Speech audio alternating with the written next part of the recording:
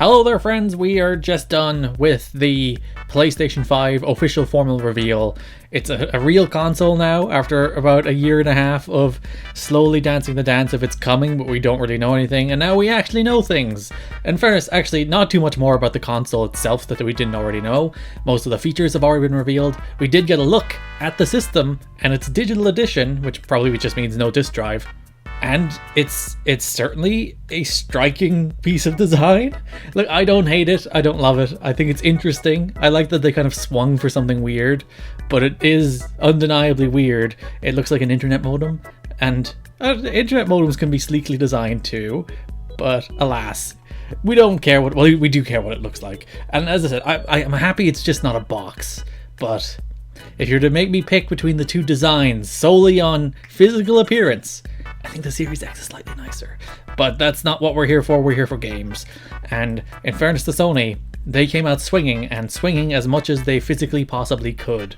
Like, there's a lot of stuff here. I'm going to do my usual top 5 stuff that I'm interested in, but there's a ton of things here that I could mention, that I could go into more detail on. So I'm going to quickly run down the honorable mentions, if you will. Of course, Grand Theft Auto 5, because everyone knows that a video game console can't exist anymore without having Grand Theft Auto 5 on it.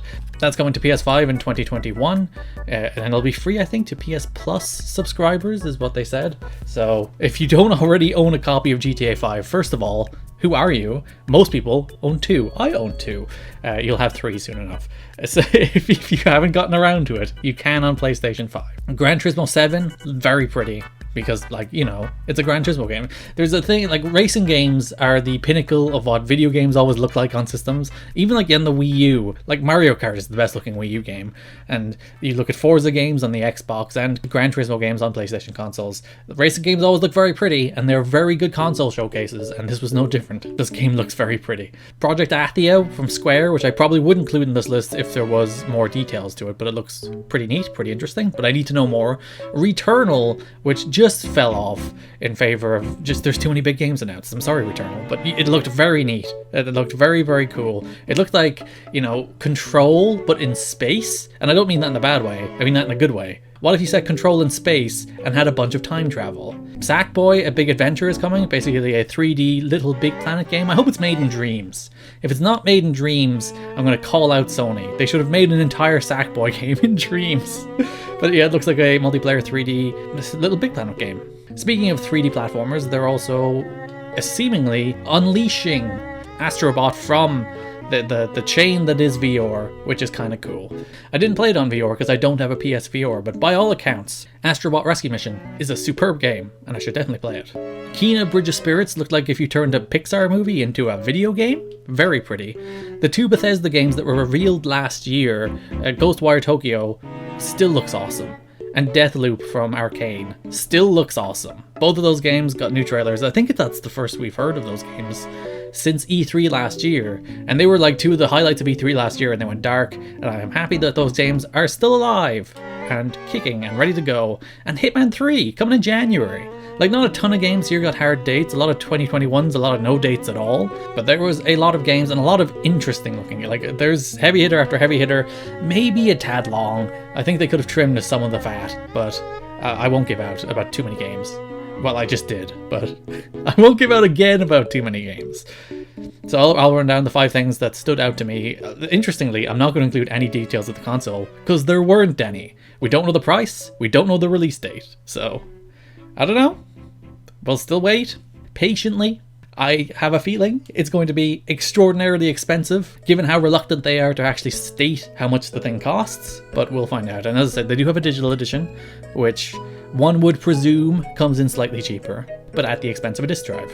So the 5th biggest thing, I thought Resident Evil 8. Like, this game looked phenomenal. It's called Resident Evil Village because you can put 8 more or less into Village, V-I-L-L. They've made it all caps, so V-I-I-I is 8. Very clever of them. That naming convention is going to be difficult to keep up, but I admire the effort.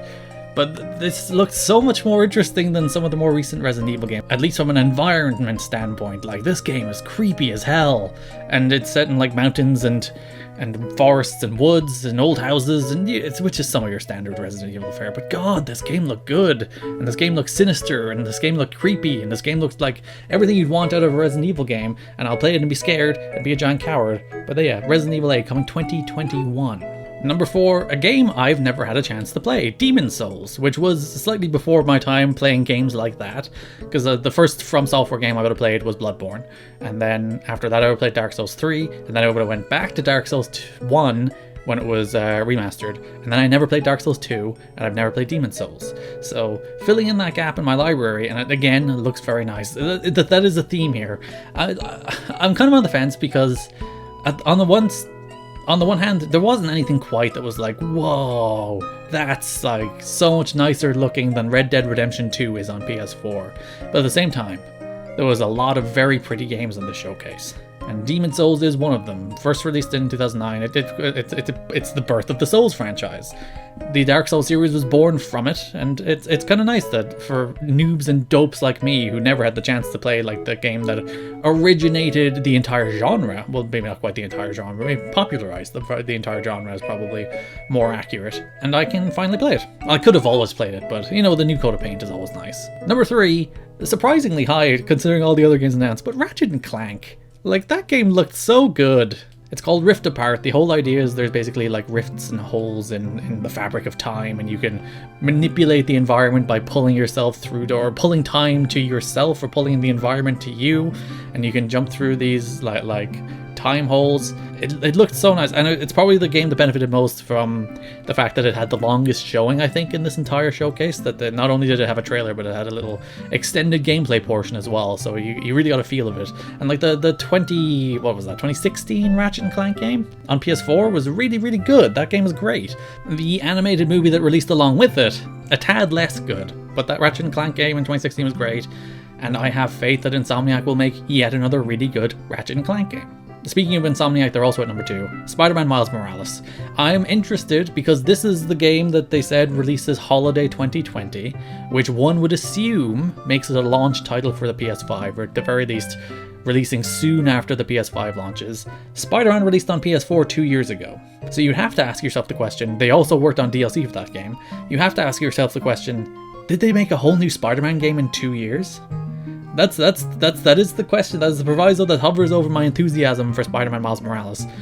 But even if they did have to like reuse the city assets and rebuild on what they made for the original Spider-Man, I am so in for another Spider-Man game, especially based around Miles Morales. Like, that game was so much, that game even grew on me, because I was like, this game doesn't do anything special. It does everything we've seen before very well, but it doesn't do anything new. But then it slowly grew on me the more and more I played it, as it's like, it really does do everything open world games try to do extraordinarily well. So yeah, Spider-Man, Miles Morales, coming holiday 2020. And then the big one, their main event, their big reveal, their one last thing, Horizon Zero Dawn 2, titled Horizon Forbidden West. So it's not Horizon 1 Dawn, I guess, or Horizon 2 Dawn. This game looks spectacular. It looked absolutely phenomenal. I actually had a theory that this would be the launch title, because it's been like 3.5 years since they released the original. That released a couple of days before Breath of the Wild, so that's end of February 2017. So it's been a while, they've been working on it, but they also had DLC, so that probably took up some of their time. So I had a theory that Horizon Zero Dawn 2 might be a launch title. It doesn't look like it wasn't given a date.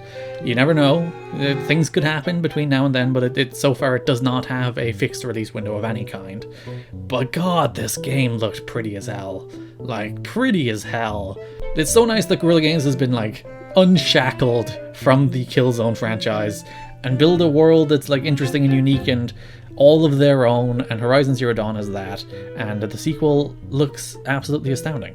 Like, this is the game that if you look at every game in this conference and go, what looks next gen, what looks PS5, what looks like generationally new, this is probably it. So yeah, that about sums up my thoughts. I think great stuff.